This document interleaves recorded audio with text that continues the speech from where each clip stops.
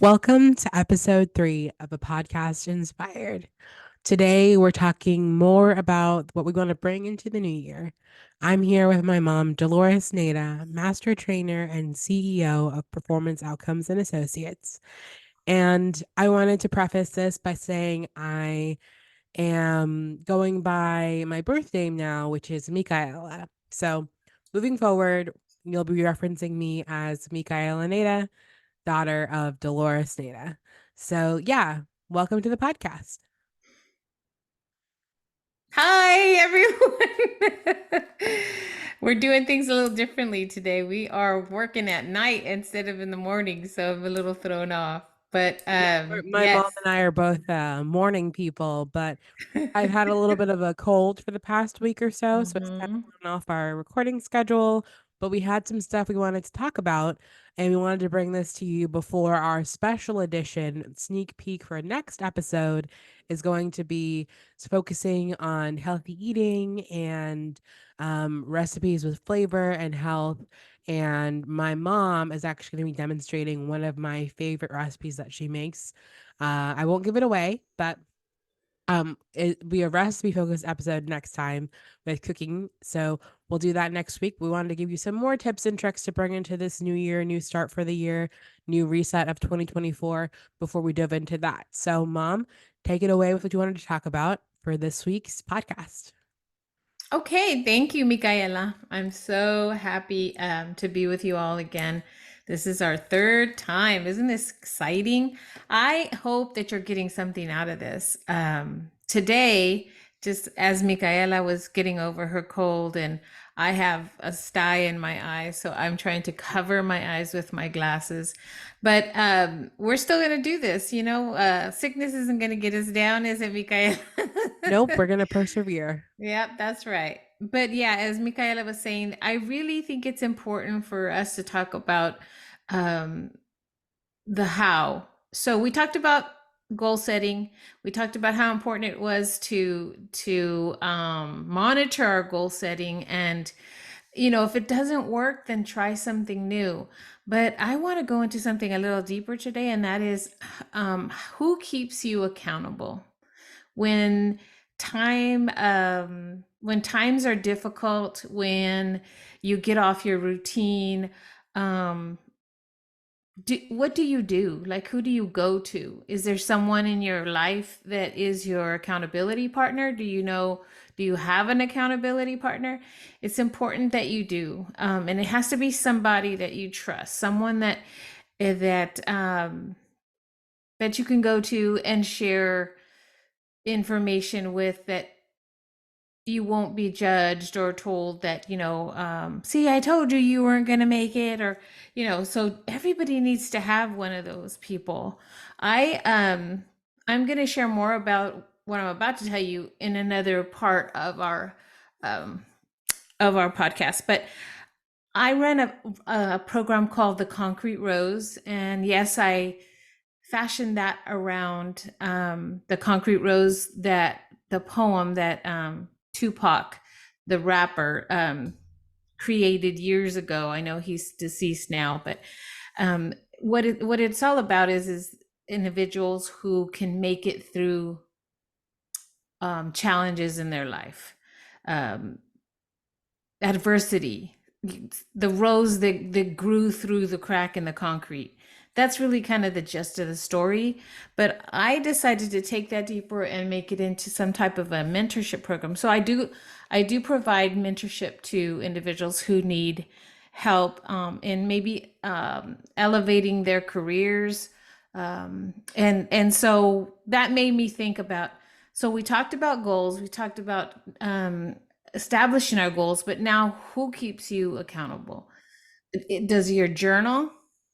Does your mom? Does your Yeah, I just wanted to like do a quick shout out to yeah.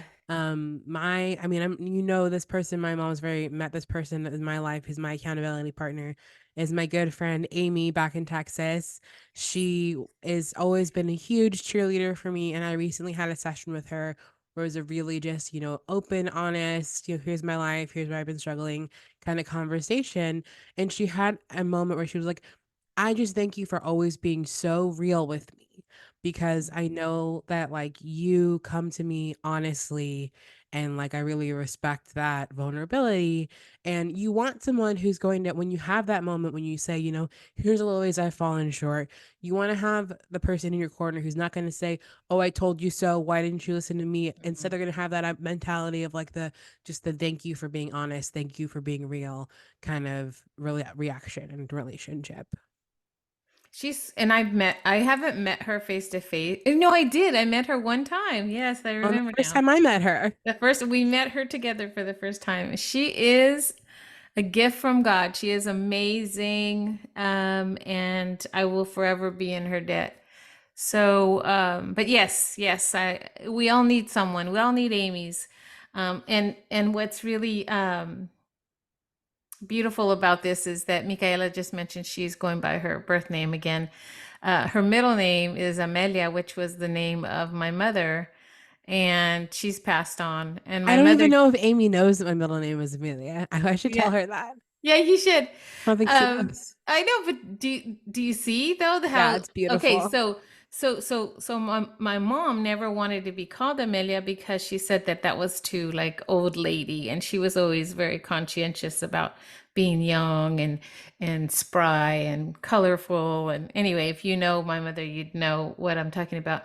But so instead of Amelia, she said, "Call me Amy," because that sounds younger, and so.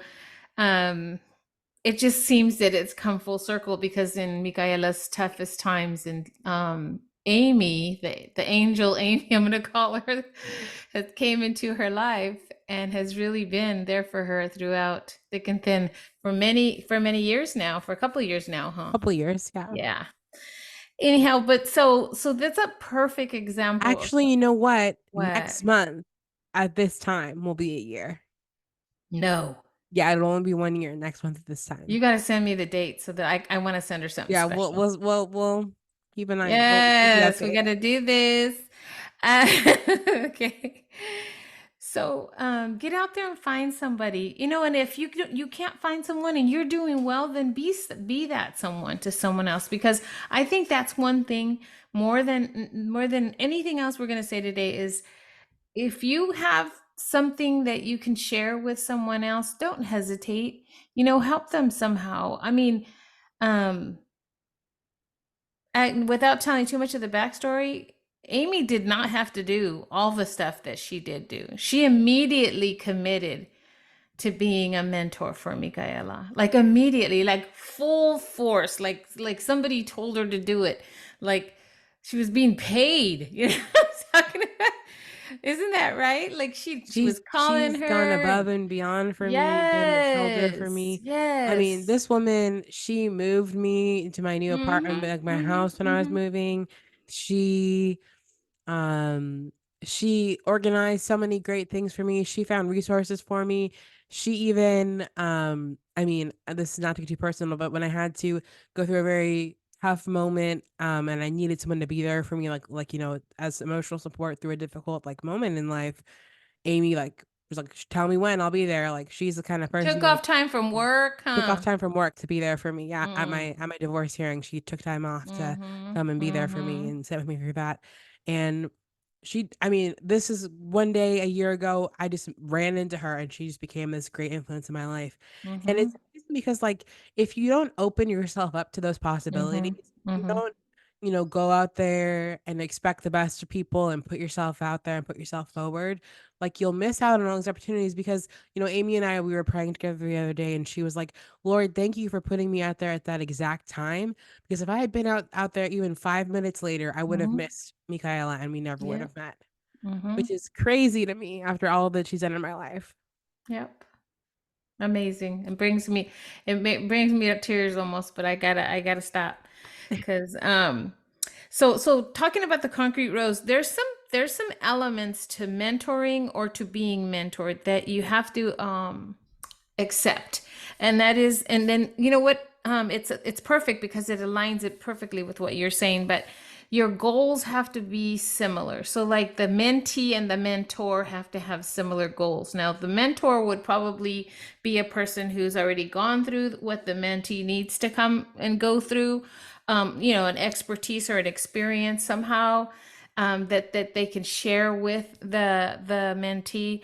Um, Openness to learning, you both have to be okay. I may say I'm going to be your mentor, but I don't know everything about that, but I'll definitely learn with you, right? So that's another thing. You want to clearly express what you all want out of this relationship. And then there has to be a commitment and availability. So like in that situation, Micaela, Amy always made herself available, and if she didn't, she committed to, okay, let's talk on Monday at 3 o'clock, and she was definitely there Monday at 3 o'clock. And then you have to be able to communicate to each other what this is what I need from you, mentor, and this is what I need from you, mentee, and be very clear about what that is. But part of communication, and everybody forgets this, we communicate in writing, we communicate verbally, and we communicate written, emails and those kinds of things. But people forget that part of the hardest part of communication is, what do you think, Micaela? Nonverbal communication? Yeah, yeah. Listening. When Mm. we communicate, we just want to get our message out there, get our message, but we don't stop and go, okay, let me just sit here and listen to you. It's so funny that you had mentioned that because we do a family call once a week, my family and I, my two brothers, me and my parents.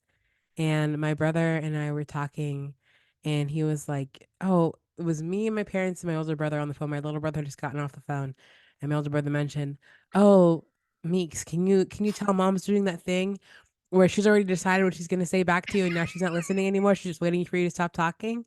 Because like it's so hard not to be like, I know exactly what you're gonna say. I know exactly Mhm, how to help mhm, you. Just let me tell you mhm, how you could fix this. You know what I mean?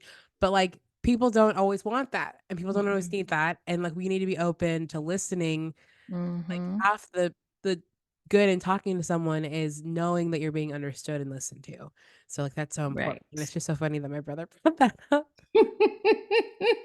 And he was talking about me because I don't Oh, know if you've ever done. she's a fixer. She's a doer. She's a let me Yeah, solve the problem. if I don't know if you've ever taken a personality style test. Some people call it Myers-Briggs, some people call it DISC. I am the influencer and the doer. So we're always thinking about what we can do next, what we can do next. We open our eyes and we think, okay, what's on my things to do list? And when somebody who's talking, who's a satisfier or a controller, that kind of talks a little slower, not that they're slow, but that they thoroughly talk, or they listen, or they don't interrupt. You think, what's wrong with them? They're wasting time. Let's talk, let's talk, let's talk. So whenever there's quiet, I see it in my husband's my My husband's dad a is the exact controller. opposite way. You tell my dad something, and then you need like a 2 business day turnaround for him to come to you with like what he wants to say. He Like had a you have a process. conversation, and like he'll like pause Uh, and like be playing solitaire or reading his paper, and then like 30 minutes go by, and then he'll tell you what he really thinks. And you're like mhm. on to the next thing. I'm doing my next. Mom is like 3 projects later. My dad comes and tells her what he feels about the first project, and she's like, I'm "That was like, 2 projects what? ago. I forgot all about What are you that. even talking about? That was 3 days ago." But it's true though. So you have to respect, and that's the last one, mutual respect. If you want to be a mentor, or receive mentoring, you have to be respectful of each other's kind of ways of their styles, their personality styles, right? Um, and because a mentor is not a therapist, that's a whole different situation. But they will listen and they will try to help. And if there's a deeper issue, then they would recommend you to go to and seek the medical help that you need. So I suggest, I mean, that's an extreme case, having a mentor, but you should have at least someone maybe that you're doing life with that can help you through these goals. And a lot of the goals right now are getting fit, or changing a habit, a bad habit into a good habit. Um, And so I really feel like look for someone and identify them. Let me know. Email me at a podcast inspired at gmail.com, and I will definitely reply to you. And I would love to be a mentor. I do have this program. Now, there is a fee, but let's talk about it because I've mentored many a female. I love to focus on middle management, ladies who are trying to get up into maybe uh, C suites, or directors, or things in that nature, because I've worked for over 30 years with women who are in that kind of a situation. So and then a peek to what's coming next is that part of what we want to do is to encourage you to be brain healthy, to take care of your brain. And one of the five top things you have to do to take care of your brain is to eat better, because there's a brain gut connection. So if your gut is not happy, then your brain isn't going to function very well. And it's really the brain that is the first thing that's functioning, but it's as a result or as a reaction to what you've put in your gut. So part of what I want to do every month is have some type of a small short video of some foods that I've put together that we were used to having them a certain way, and now we have to, as we get more aware of the gut brain connection, we need to get those foods to taste similar, but not be as bad for us in terms of high in the bad fats, and high in carbs and that are unnecessary. I'll never forget, I was at a doctor's appointment, and the doctor says, I told her that I wanted to write a book, and at every one of the chapters I'd like to end with a recipe of maybe before and after, and how you can keep them to be sabrosos, which means very tasty, but and still part of your culture, but just maybe reducing the ingredients that are damaging to us all. I know in the last podcast we talked about diabetes, and that's my goal. It'll always be my goal until I can beat this, and they'll still be, because they'll be having to be maintaining it. But so I will be making a video, albondiga soup, which is basically meatball soup, but it's a Mexican meatball soup, and it's one of my favorites. And I've been able to make it with more vegetables and less carbs and better fats, meaning I use avocado oil and things, but you can't tell. It's still very sabroso. It's delicious. I used to trick my kids all the time. I'd go, "Here, I made you a smoothie," and I put spinach in it, We and call it salad in a glass.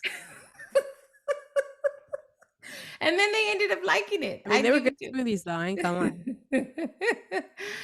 But we got to start changing the trajectory of us all trying, amputations and early death, because we can do it. We can change them right now. We can start changing them, and it has to do first and foremost with what we put into our bodies. So, am I perfect? Do I know it all? No, not at all. But I'm trying, because I don't want to go out like that. How about you, Miha? What are you up to? Yeah, so I had talked a little bit about this project that I am working on reinstating in my life called The Miracle Morning, and I wanted to walk through just a couple of pointers that I have about it. Okay. And I'm going to do this as a little bit of like accountability. I'm trying to implement these things in my life. So I'm not perfect, but these are the things that helped me when I was doing better with the Miracle Morning, and things that I'm going to try implementing into this new season and see if I can bear some fruit. So, the Miracle Morning is basically setting some time aside in the morning to be productive, get your day going, get your mindset correct so you feel better throughout the day. So, the first hint that I like is, since you're waking up earlier, the same amount of time that you're waking up earlier, go to bed that same amount of time earlier than you usually do. So if you're gonna wake up an hour earlier, go to bed an hour earlier. So you're still getting the same amount of sleep. You're just shifting the time. And it's easier to do it in like increments of like half an hour so you're not like too thrown out of whack. Mm-hmm. So like, you have if you want to wake up in half an hour earlier, you go to bed half an hour earlier, and then eventually it's, half an hour more than that. That's a full hour, and that helps a lot to do it gradually. But I like waking up early. I like waking up early in the morning, so when I'm not sick. So that's easy for me. Wasn't always. I very clearly remember when I was a kid, my parents dragging the mattress out from under me because I was trying to go to sleep so bad, and they needed me to get up for school. Another good thing is I set my alarm on my phone. So a good hack for me to get up is to put my phone in another room and make sure the ringer's on loud. So that way I have to get up physically out of bed to turn off my alarm and check my phone. And also that means I'm not on my phone before bed because it's in another room. So it's just two birds, one stone, putting your phone in the other Mm. room. I And like that. then another thing that I do, movement is really important for me in the miracle morning. That was a big, like, I feel awake after I exercise. So waking up and like exercising was like the key to getting my miracle morning kicked off. But in order to like really motivate myself to do that, I would sleep in my workout clothes. So when I woke Mm. up, I was already like in my workout clothes. All I had to do was get up and like walk to go do my workout. Um, and then the key for just like getting up out of bed in order to do that is what we were talking about last week, that 5 second rule.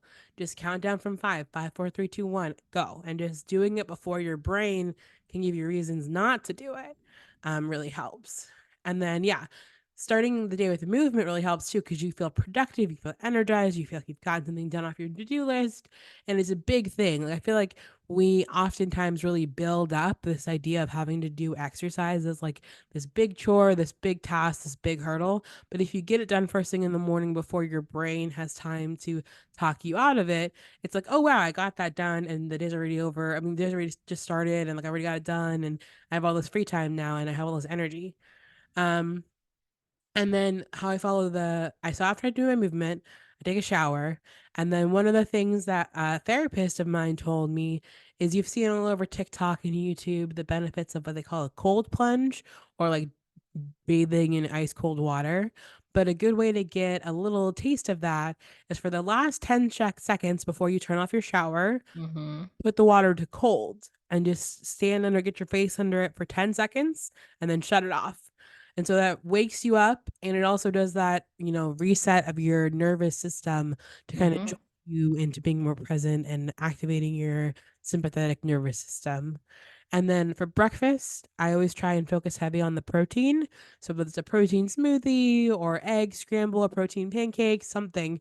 And then my personal touch at the end of the miracle morning is what I call Jesus and journaling. So I do a chapter in the Bible and then one page of free verse writing, just like freehand, just top in my mind journaling. And then I also try and type up one page of whatever I'm working on for my creative project. So whatever creative writing I'm doing.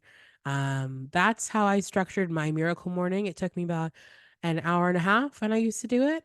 So if I had to be at work at like 8 and I wanted to be out of house at 7:30, I'd get up at like, I don't know, 6. 5:36. Yeah. So tomorrow I'm going to try and do this. I've had a cold for the last week or so, but I'm feeling much better now. So tomorrow I'm gonna wake up at 5:30 and go to a workout class. So I will report next time we check in how I'm doing with my miracle morning.